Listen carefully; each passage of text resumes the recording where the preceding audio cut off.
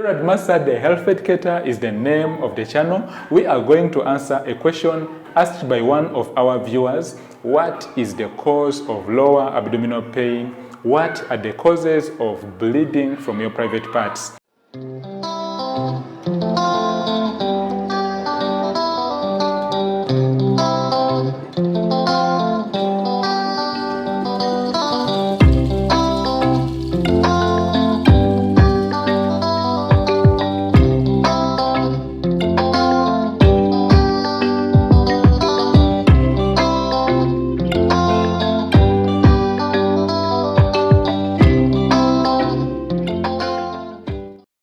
You are a woman and you are experiencing lower abdominal pain. What are the causes? Lero tugenda kwogera ku kibuuzo ekibuuziddwa omu ku ba viewers baffe. Kiki ekiviirako okubanga omukyala awulira nga alina pain mu bitundu bye ebya wansi, n'ekirala kiki ekiviirako okubanga omukyala alaba omusaayi okubanga gufuluma mu bitundu bye ebyekyama.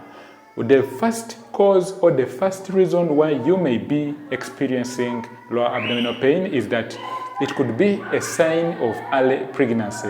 We call this implantation bleeding. It could be a sign that you have just got pregnant and there's breakage or rupture of the blood vessels lining your womb. So wobanga otandise okubanga olaba omusaayi okubanga gufuluma eno wansi mu bitundu byo ebyekyama, esobola okubanga kwegamba sign eraga nti wandibanga wakafuna olubuto. So kino kyo kiba kiraga nti eggi eribadde fertilized lijja ne liyita mu nsekezo ne lyekwata ku kisenge ekyanabaana then ne litandika okubanga likula ne lifuuka omwana.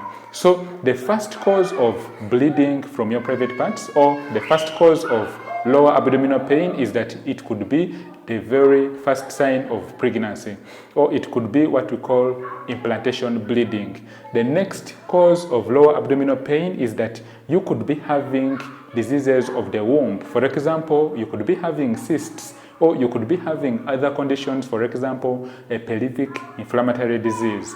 Okubanga olikuwulira nga olina olubuto olukuluma ate ne omusaayi okubanga gufuluma, kisobola okubanga kiri kuva ku kirwadde kye tuyita pelvic inflammatory disease, and ekirwadde kino kiba kitegeeza nti wandibanga wafuna infections n'otazijjanjaba bulungi oba n'ozijjanjaba naye ate n'obanga osiigibwa buto nga oddamu n'obanga ofuuyisa mu bifo ebitali biyonjo.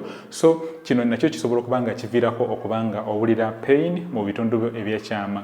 The next cause of lower abdominal pain is that you could actually be having issues with your tubes. Enseke ziyinza okubanga zafunamu obuzibu. So how can you get tested? How can you test, or what tests can you do to confirm that yes, this is either a very early pregnancy or it is a disease of the womb?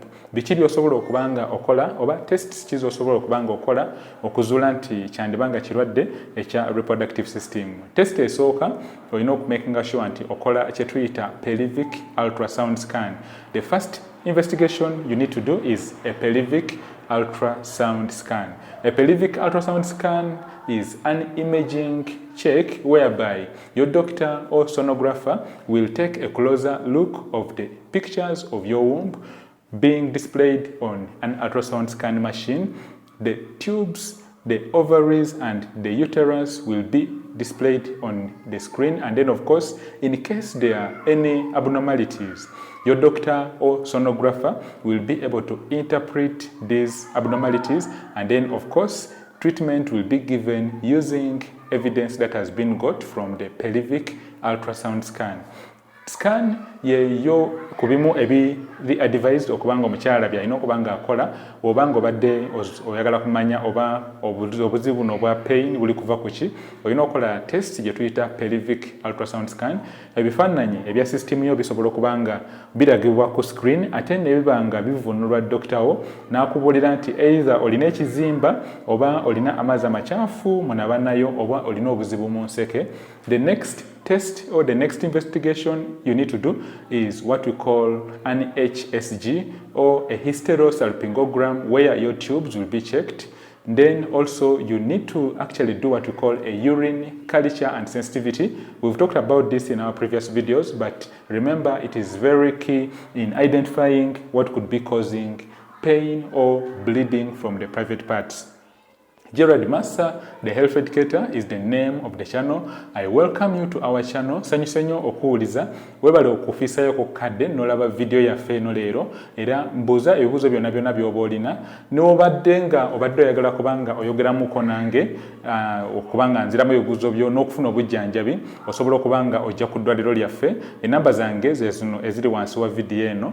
Osobola okujja ku kiriniki yange nembanga ate nkujjanjaba, ate nembanga nkuwa omusomo n'omanya biki ebikwata ku system yo. So woba oli wano mu Kampala, kiriniki yaffe eri side ez'ewampewo, osobola okunkubirako ku zino enamba eziri wansi wa screen, ne tubanga tukwatagana, nenkulagirira, nenkuwa obudde, nenziramu ebibuuzo byo byonna byonna, nenkuwa ne ku advice yona yona gyoyagala ekwatagana ku fertility, ebyokuzaala ne biki byennyini byosobola okubanga okola okubanga ofuna mangu olubuto. Gerard Massa, the health educator, is the name of the channel. You can get in touch with me. You can visit my clinic. It's in Wampewo, Gayaza, and we can sit down and have a detailed consultation. You can actually call me on the numbers below this video. Anything to do with women's health, how to get pregnant faster, naturally, and also any advice you will need in regards to women's health, please just reach out to me and we shall be in touch, helping you get pregnant faster by God's grace. Have yourself a fantastic and healthy day, and see you in my next video. Nsanyusa nnyo mukwano gwange okubanga otufiisizaawo kadde, nja kuba nkulinze nkubira ku namba zange ezo twogere ebisingako awo, era beera bulungi, Omukama atukume ffenna ffenna. Bye bye.